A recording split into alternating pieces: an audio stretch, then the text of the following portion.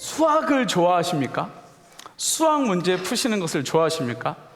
저는 수학을 되게 좋아하는데 수학이 저를 되게 싫어해서 점수가 많이 안 나왔던 그러한 좋지 않은 기억들이 있습니다. 그래서 저는 아직까지도 더하기, 빼기, 곱하기, 나누기 외에 왜 해야 되나라는 그러한 생각을 아직도 하고 있습니다.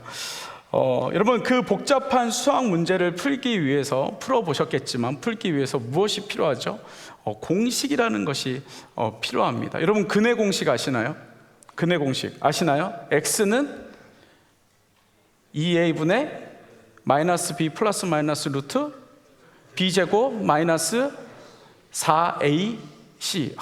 저 이거 외우느라고 진짜 힘들었어요. 딴 건 못 외웠는데 이것만 열심히 외웠는데, 이 근해 공식, 여러분 근해 공식이 어떻게 만들어졌는지 아십니까? 제가 보니까 그 역사를 찾아보니까 기원전 1000년 그 바벨론 시대 때 그 역사를 이렇게 찾는 역사가들이 찾다 보니까 그때부터 이 근해 공식에 비슷한 형식의 공식들이 쓰여지기 시작했고, 그게 BC 600년 정도가 돼서 인도에서 그것이 조금 더 구체화되었고, 그리고 몇 년도죠?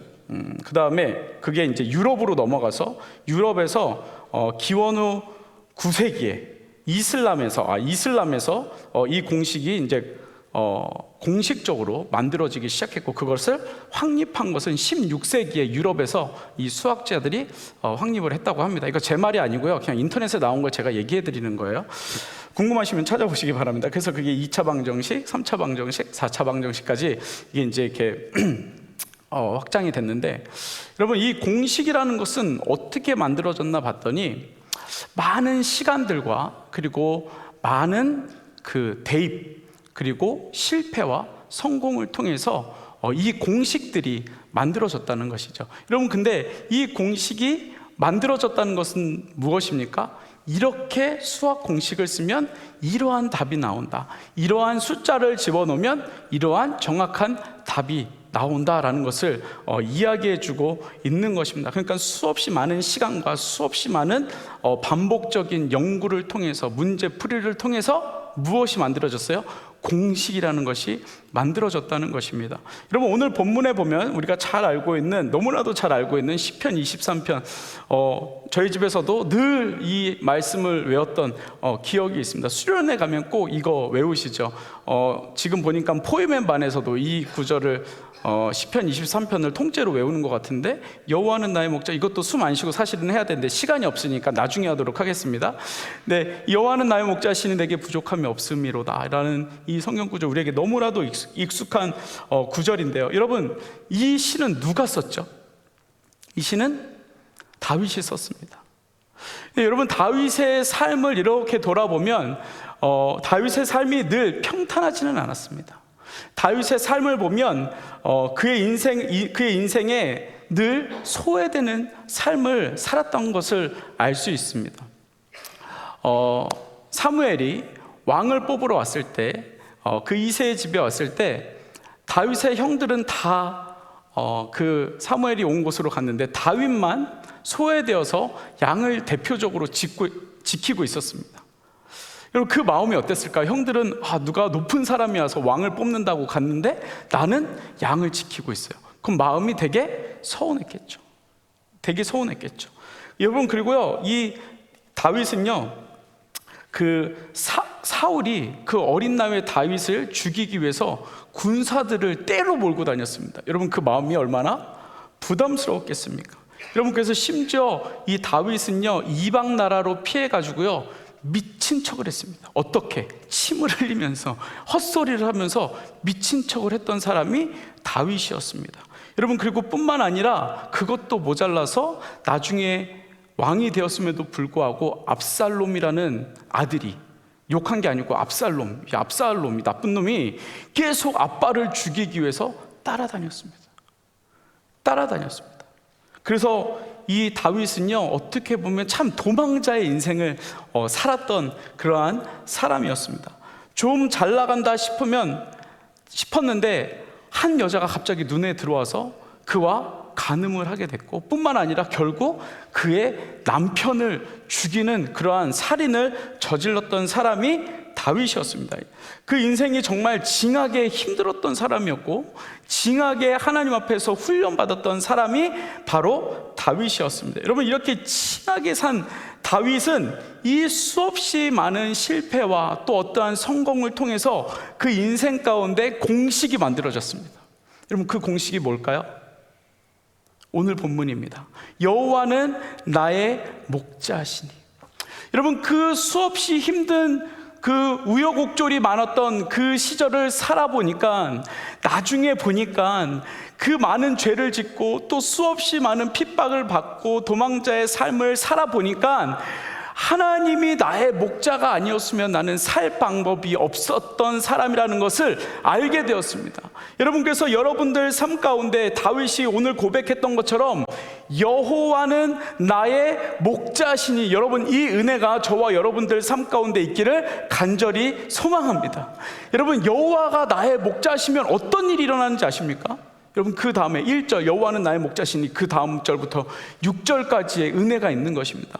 여러분, 뭐라고 말합니까? 여호와가 나의 목자이시니까, 내가 인생을 살아보니까 여호와 하나님이 나의 목자가 되시니까, 내가 나의 하나님이 목자가 되어서 내가 그분을 따라다녀 보니까, 내가 그분을 의지하고 따라가 보니까 그분이 나에게 부족함 없게 나를 채워주셨고, 나를 푸른 불과 쉴만한 물가로 나를 인도해 주셨고, 내 영혼, 죽어갔던 영혼, 죄를 지어서 죽어갔던 영혼, 내 아들이 나를 따라다녀서 내가 도망 다녔던 그 영혼 가운데 영혼의 소생을, 새로움을 허락해 주셨고, 나를 의의 길로 인도해 주셨고, 사망의 음침한 골짜기를 내가 걸어가고 있는데 그곳에서 나와 함께 하셨고, 뿐만 아니라 주의 지팡이와 막대기로 나와 함께 해주셨고, 나를 인도해 주셨고, 그럼에도 불구하고 하나님께서 그것도 모자라서 하나님께서 나에게 어떤 은혜를 주셨냐면 원수 앞에서 상을 차려주셨다는 겁니다.